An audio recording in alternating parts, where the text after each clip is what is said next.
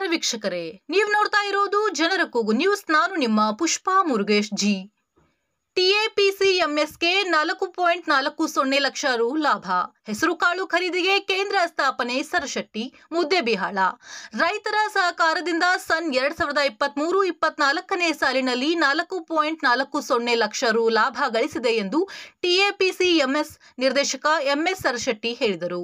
7,300 ಮೇಲಿನ ತೋರಿಸಿ ಅಂಕಿ ನೋಡಲಾಗಿ ಸರ್ಕಾರದ ಷೇರು ಬಂಡವಾಳ 45,21,790.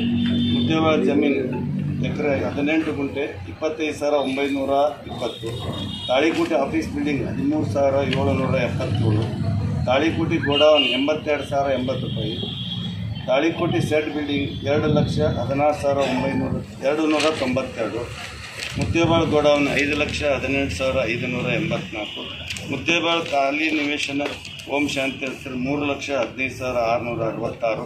ಕೆನರಾ ಬ್ಯಾಂಕ್ ಬಿಲ್ಡಿಂಗ್ ಓಂ ಶಾಂತಿ ಹತ್ತಿರ 25,25,000. ದಿನಾಂಕ 31/3/2024 ಈ ಸಂಘದಲ್ಲಿ ಈ ಕೆಳಗೆ ಕಾಣಿಸಿಲ್ಕು ಮಾಲ್ ಉಳಿದಿರುತ್ತದೆ. ಮುದ್ದೇಬಿಹಾಳ ಮುಖ್ಯ ಕಾರ್ಯಾಲಯ 11,20,430. ತಾಳಿಕೋಟೆ ಶಾಖೆ 4,18,470. 42 ಶಾಖೆ 67,600. ಒಟ್ಟು 16,560 ರೂಪಾಯಿ.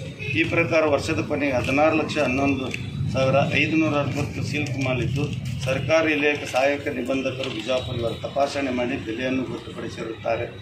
ನಮ್ಮ ಸಂಘದ ಸನ್ 2023-24 ಸಾಲಿನ ಲೆಕ್ಕಪತ್ರವನ್ನು ತಪಾಸಣೆ ಮಾಡಲು ಮೆಸರ್ಸ್ ದೊಡ್ಡಮನಿ ಆ್ಯಂಡ್ ಅಸೋಸಿಯೇಟ್ ಸನ್ನದು ಲೆಕ್ಕ ಪರಿಶೋಧಕರು ಬೆಂಗಳೂರು ಕೈಗೊಂಡಿರುವರು.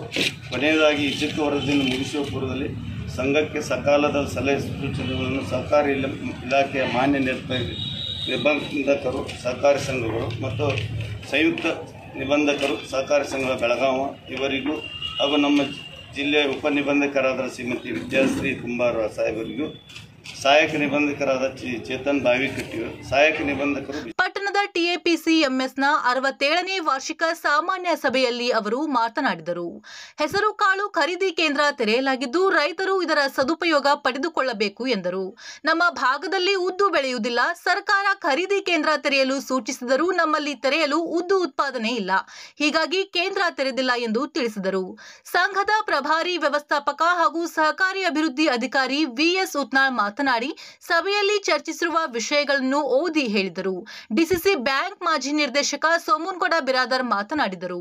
ಹಿರಿಯ ನ್ಯಾಯವಾದಿ ಆರ್ಬಿ ಪಾಟೀಲ್, ಸಂಘದ ಅಧ್ಯಕ್ಷ ಮನೋಹರ್ ಮೇಟಿ, ಉಪಾಧ್ಯಕ್ಷ ಜಿಬಿ ಹತ್ತೂರು, ನಿರ್ದೇಶಕರಾದ ಚಿದಾನಂದ್ ಸಿತಿಮನಿ, ಶಂಕರಗೌಡ ಹಿಪ್ಪರಗಿ, ಎಂಕೆ ಮುತ್ತಣ್ಣವರ್, ಪಿಪಿ ಯಾಳ್ವಾರ್, ಶ್ರೀದೇವಿ ಮಾಲಗತ್ತಿ, ಚನ್ನಮ್ಮ ಲಕ್ಕುಂಡಿ ಇದ್ದರು. ಸಂಘದ ಸಹಾಯಕ ವ್ಯವಸ್ಥಾಪಕ ಗುರುರಾಜ್ ಕೊನರೆಡ್ಡಿ ಪ್ರಾಸ್ತಾವಿಕವಾಗಿ ಮಾತನಾಡಿದರು. ಸಿಬ್ಬಂದಿ M S Patil, S M Chaudhari, B M Biradar, S G Kolli ಕಾರ್ಯಕ್ರಮದ ನಿರ್ವಹಣೆಯನ್ನು ಮಾಡಿದರು. ಇನ್ನಷ್ಟು ಸುದ್ದಿಗಾಗಿ ನೋಡ್ತಾ ಇರಿ ಜನರ ಕೂಗು ಯೂಟ್ಯೂಬ್ ಚಾನಲ್. ಇದು ನಿಮ್ಮದೇ ಧ್ವನಿ.